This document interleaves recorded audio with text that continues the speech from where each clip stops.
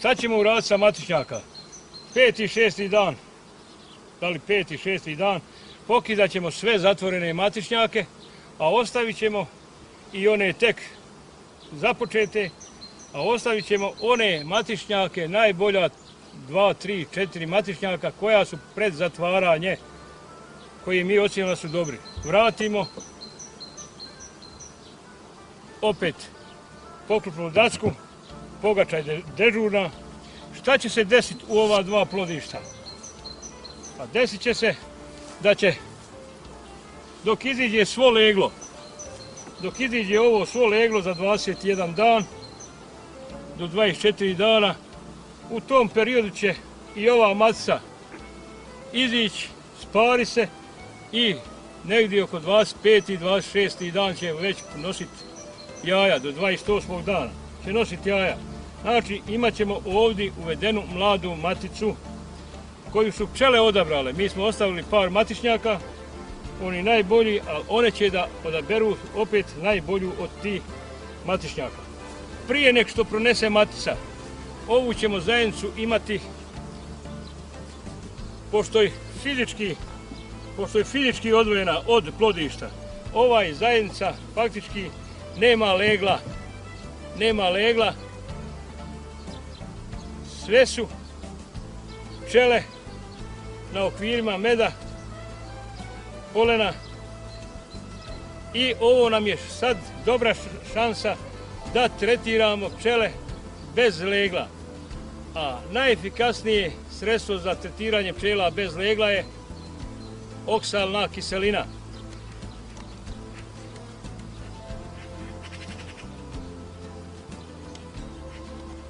Evo vidite, uzet ćemo 30 do 40 ml oksalne kiseline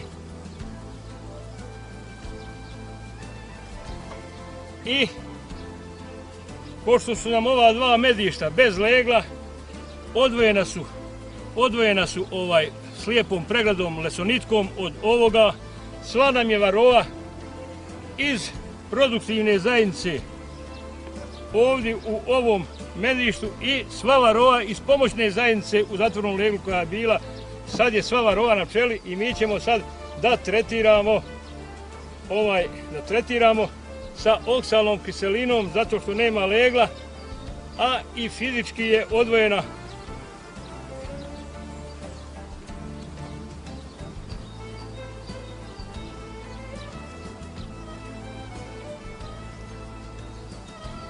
Kad smo istretirali oksalnom kiselinom, mi smo posao završili. Na ovu lesonitku slijepu pregradu možemo staviti bijeli papir natopljen sa uljem da kontrolišemo, da vidimo koliko je varroe bilo u tom zatvoru, u tih 16, otprilike 16 okvira zatvorenog legla. I mi smo ovu operaciju izveli tačno na početku glavne paše, 10. 12. juna nakon 22 dana od dana D, od dana formiranja ove. U prethodnom periodu smo sa ovim građevnjacima povadili dio varroe.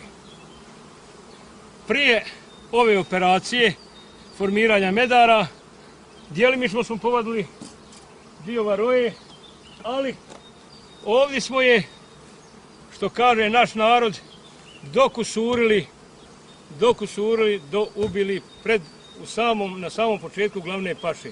Tako da u avgustu nemamo nekakve borbe protiv varroe, nikakvim ni hemijskim ni sredstvima. Možemo dodati u avgustu po jedan tampon mravlje kiseline, više iz razloga dezinfekcije košnice nego zbog varroe, ali eto nek obori i varroe koliko obori. Posle tretiranja skidamo ova dva medišta. Šta radimo?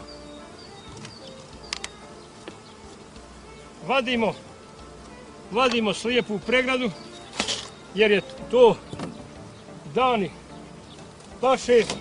Vagu kontrolišemo, ako je pozitivan unos, mjesto slijepe pregrade stavljamo Hahnemanovu rešetku Popršćemo malo pčele čajom od nane ili razblaženom rakijom radi mirisa, ali i pašaj neće nikakvih problema biti. Ovdje za tih 20 nešto dana se već razvilo društvo u plodilištu. Sad će se rasteretiti ovdje gore. Pčele su sve izišle. Paša je krenula. Još treći prazan nastavak jer paša ide i u toku je.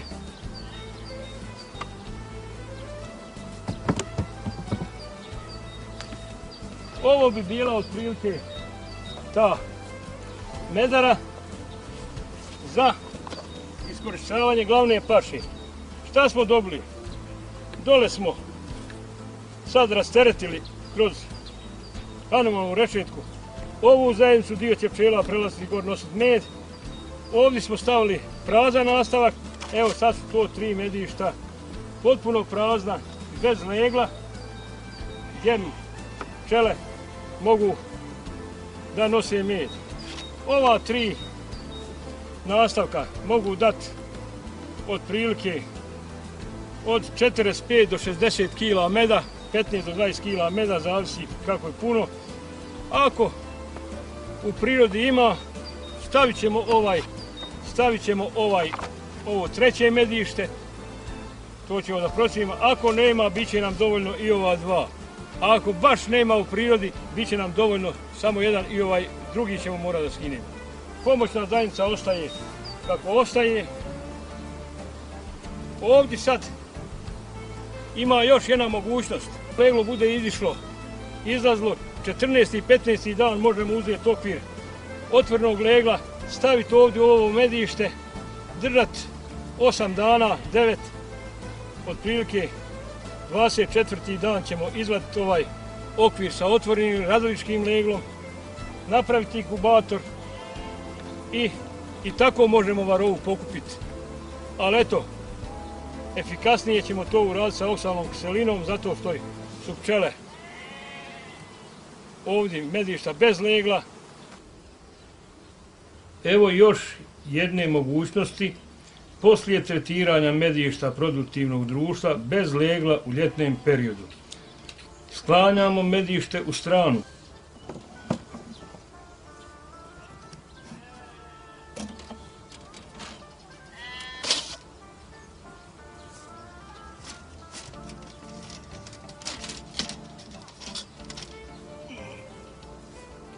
Skidamo kompletno plodište sa podnjače. Zatim stavljamo medišta sa mladom maticom koja je tek pronijela na podnjaču. Poklapamo pregradnom daskom u kojoj je Hahnemanova rešetka. Zatim vraćamo kompletno plodište sa podnjače na pregradnu dasku sa Hahnemanovom rešetkom.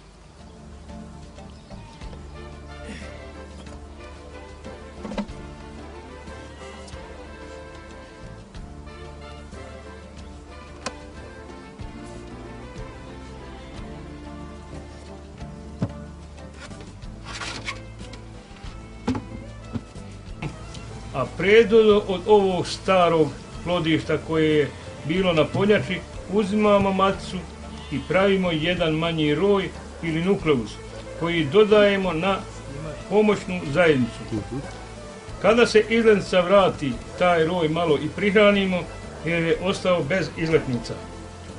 Sada ćemo u produktivnoj zajednici imati još više meda jer je sada ovo društvo dobilo instinkt za sakupljanje više meda, kao prirodni roj, zbog mlade matice i prvi jaja u tom produktivnom društvu. Ovo radimo na početku glavne paše, jer u ovom trećem periodu sva produktivna društva dostižu biološki maksimum od 5 do 7 kg pčela u masi, koja mogu iskoristiti i najkraću pašu.